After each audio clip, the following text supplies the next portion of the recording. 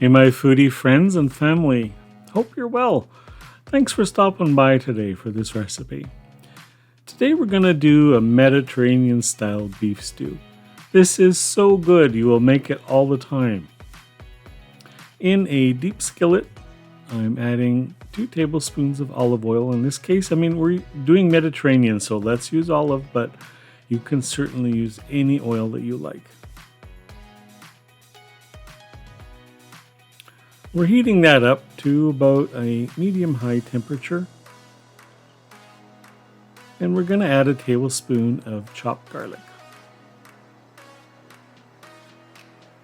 In classic Mediterranean flavors, garlic and olive oil. You can't go wrong with that. I'm just going to get that sizzling. And we're going to be adding some veggies that I've prepared in advance when my veggie order came. In this bag I've got 2 stalks of celery, 2 onions, and 1 red pepper. With the celery, please use the leaves. The leaves are absolutely delicious and add so much celery flavor you won't believe it. Just try it and you'll be amazed. We're adding that to the garlic and the oil. And we're just going to start to braise these vegetables so that they start to release their juices and their sugars and make everything taste wonderful.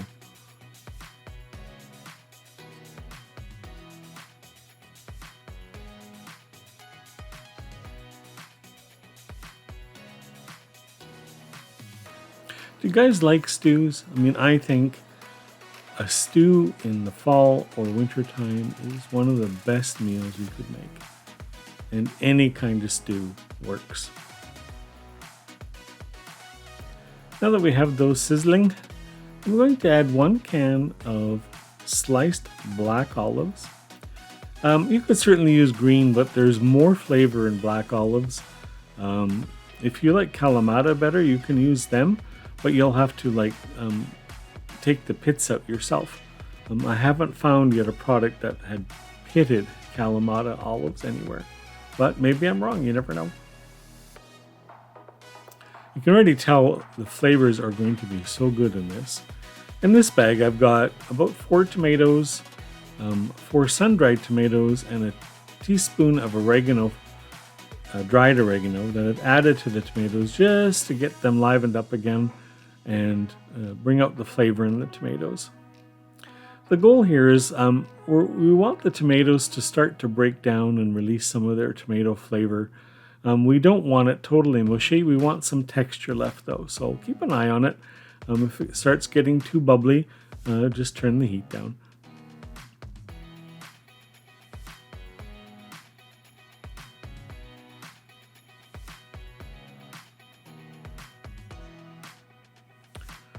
For seasonings, I'm going to add a dash of Maggi.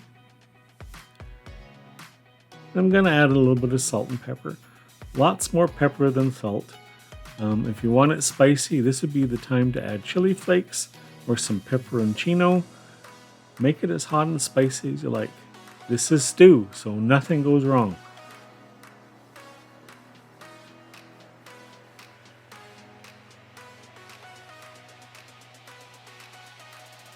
I remember the aromas coming from the pan as this was sizzling. The sun-dried tomatoes have a distinct aroma. The olives started releasing some of their aroma. This was so good smelling in the kitchen. Your whole house is going to say, "Mom, what's cooking?" or "Dad."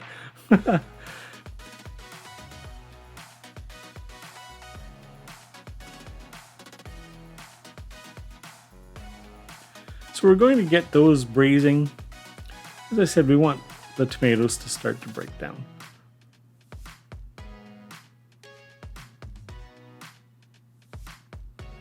I'm now going to add 1 can of white beans. Now these happen to be kidney beans, but you could certainly add cannellini, navy, whatever bean you like. You could even use red kidney beans. There's no rule here. White is pretty traditional. Cannellini is very traditional. But you use whatever bean you like. At this point, if you stopped and just served this as is with some rice, you don't need any other protein, because the beans are a legume, and if you serve it with rice, you'll get a complete protein. And the stew is absolutely delicious at this point the way it is. I'm adding about a cup of chicken stock, just to loosen it up and give it some additional flavor.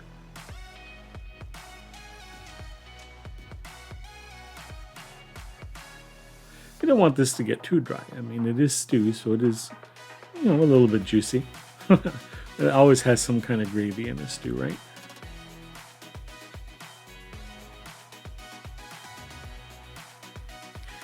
In this case, I'm going to add 6 ounces or 6 to 8 ounces of cooked meat. This happens to be beef this time.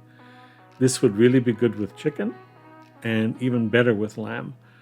As I mentioned before, you don't have to have meat with this. If you serve this stew the way it is prior to adding meat, it's absolutely delicious.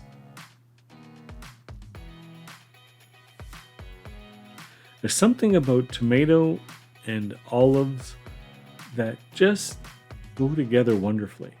I mean, the Italians and the Greeks can't be wrong, right? This is their food.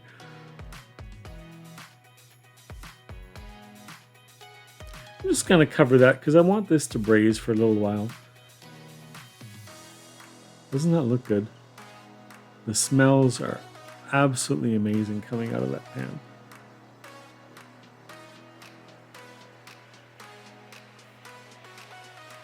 You don't need to simmer this too long.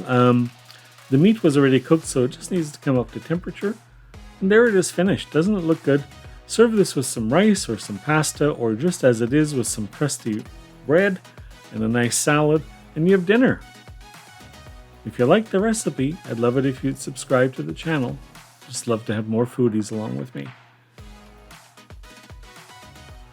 Thanks for stopping by for some more food that warms your soul and mine too. We'll see you next time.